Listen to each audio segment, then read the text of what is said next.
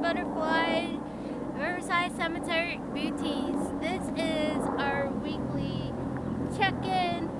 So everything's getting back to normal. Yes, we do want to do some cleaning. We're just waiting for it to get nice out because it's still kind of chilly. So we still got to get through March and April. So May we can start cleaning up a little bit and do some. I'm pretty sure the township may get the leaves out. Then I can do some D2 solutions on some headstones as well. Not all of them at once, but I can at least get some of them. And yeah, they still gotta get the tree cut out. I think they're just waiting for a nice day to get the rest of it out because it's still here. But I'm not allowed to touch it at all. So at least we know this tree's been cut out.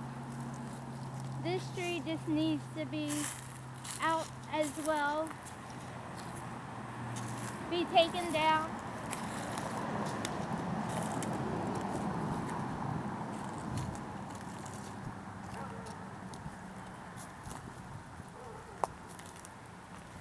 No headstones were pushed over or moved.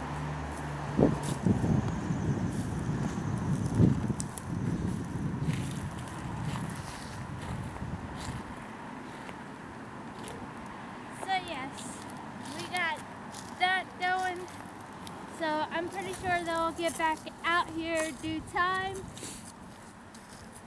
And eventually Memorial Day will be coming up in the end of May. So obviously we're gonna clean some things up. Now the question is that I want to take a shovel. I don't know if there's brick underneath this grass. If there is like a pathway underneath here, then we can I probably will ask the township if I can take out the sections of the walkways. If I can't do the whole cemetery, I will ask them if I could go in this direction because there's like a Civil War reenactment, and I probably can ask them if I can do the path line. Let's see if there's one down this way a little bit. If I can like at least take this path line from here because there's gravel underneath here. If I can at least take up the dirt over here and remove this grass part to where it's leading up, because I would love to lay brick pattern or just, it would be nice if I could get them to redo where the grass is on that has the walkway and bring the pathway back up to here so it would be easier for people to walk around than walking on the grass. And while being respectful to everybody in the cemetery and the family and up here and like to the front of here, so it would be easier that way for the reenactment and so the veterans won't fall. And it will be easier for them to navigate.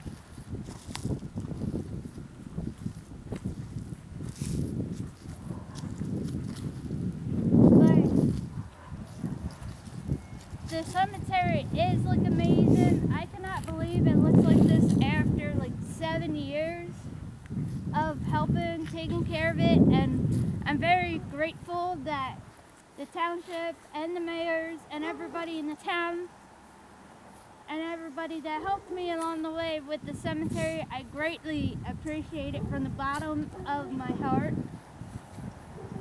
And I wouldn't change it for the world. And I would have imagined it would look like this few years later. It's a Hoffman. There's a Hoffman there. Huh? A Hoffman. A possum? A Hoffman. Oh, yeah. Well, I don't know if I'm related to that, but my last name is not spelled two, it's spelled one N. That's how one of my Hoffmans is spelled. Didn't you say you saw one in mine? With two Yeah. N's? I have to go through your tree. I'm into genealogy ancestry. My girl Hoffman did say we did have an Edward in our family. I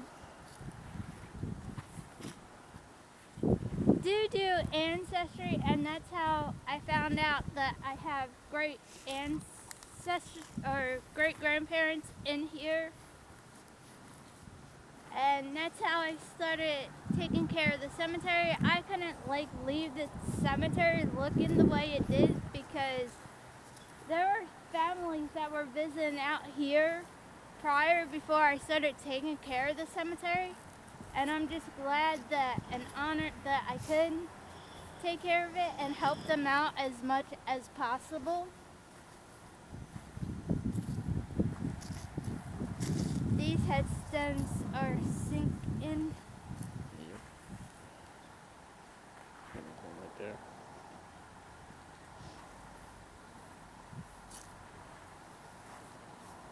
Yeah, this cemetery has a lot of history. This one's a family spot.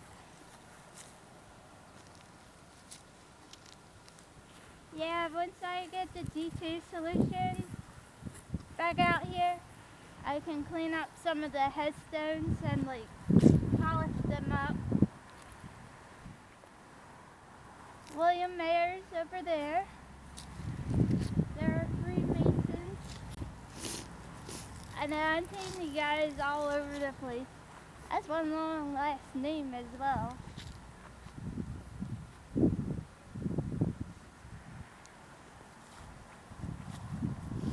Bowen, I think it says Bowen Slotch. Bowen Slotch. Bowen Stock. Sounds like German. Yeah, there's a bunch of German and Polish people in here and England as well.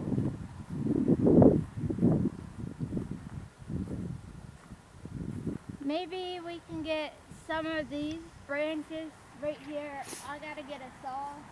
Get some of these branches right here to be trimmed down at least enough where probably halfway down so people can walk through here easier. So maybe that's a project, but I won't be able to reach a few of the branches, but at least I can take some down that are right here, and maybe take down this branch right here that is dangling down as well. I don't want to cut all the branches down, but at least some would be good.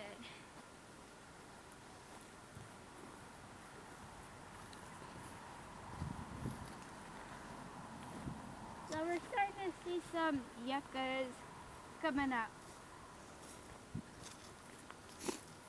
But otherwise, it's all looking good in here, very good.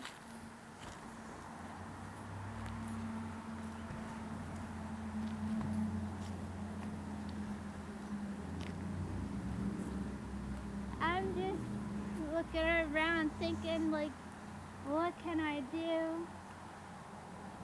What needs to be worked on?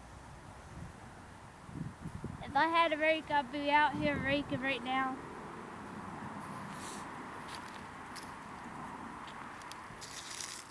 I wonder, how they lived back then, what it was like in this time period. What would they think of our generation in this time period, and where we came at, and just to see their great grandkids and their cousins, how we're living and this generation from their generation. What advice would they given us? back then, they probably would tell us to work hard, do what you gotta do, make ends meet. Like what did they go through? Obviously, some went through the yellow fever and things like that. Like, only if this town can talk, and I know the cemetery, the spirits will talk if I could hear them. Like, what would they think of our clothing today? Would they be fine the way we're dressing?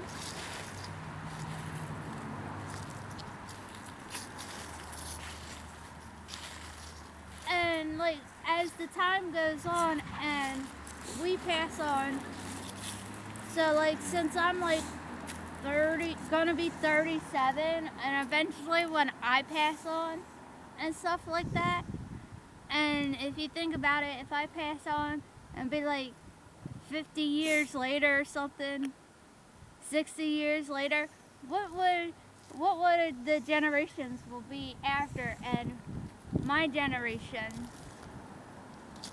of their families be like? Then I do have thoughts of like, when I do pass on, who's gonna be here for the cemetery? Then I know, like, yeah, I may be getting close to my 40s. I still think I can do anything I want. I believe I will still be doing anything I want. But the question is, how much would my body take once I get up in, not like in my 50s, I'm talking about when I get up in my 60s. Would I still be out here in my 60s cleaning? You may never know. If I have this much strong willpower, I can't make any promises. Guarantee you guys, I'll probably still be out here. No matter what. I will be out here till I can't do anything anymore. And even if I could at least get somebody to get me down here, I'll still get down here till I'm not breathing anymore. I will be here visiting my great-grandparents, checking up on the cemetery as well, but I know I probably won't be, like, I don't want to give up the cemetery. I don't want to think that ahead of time. I just want to be in the present now and let the future come as it comes, and be grateful that I can do this stuff as I'm still living and breathing, and what may hold in the future will hold in the future. And I'm just greatly appreciate doing this for the last 7 years and stuff like that, and more years will come. So I think from now, I'm just gonna live in the present and not worry about what's gonna happen in the future. I know everything will be covered in the future. The only small parts I will think about in the future is the cleaning and taking care of the cemetery, and not pressuring myself too hard, but making sure I'm looking after everybody, caring for everyone, and everybody that has loved ones in the cemetery, and caring for the ones that helped me along the way. I want to say thank you guys so much. I appreciate every single one of you guys for watching my YouTube videos, supporting me in any way, and I promise I'm going to start buying flowers, so Christmas we're going to have the flowers all out the cemetery as well. I want to say thank you guys for watching so much. I love you all. Bye for now. Thank you for watching Melanie Riverside Cemetery Boutique.